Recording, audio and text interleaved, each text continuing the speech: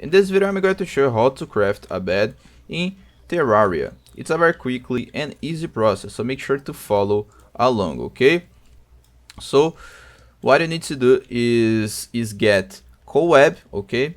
You need to get cobweb, and you can get on any cave just finding cobweb and destroying, okay? Then you need to make a loom, okay? This thing right here, loom, or you can get on any cave too. Then you need to come on the loom and find silk.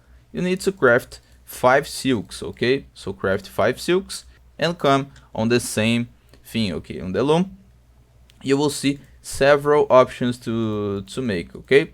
But if you want to make a bed, you need to have 15 woods and 5 silks. So just click to craft a bed and you can put your bed on any local, okay? If I want to put right here, I put and I click with the right button. I hope I helped you how to make a bed on Terraria. So if this video helped you in any way, hit the like button and subscribe to our channel to receive us full tips.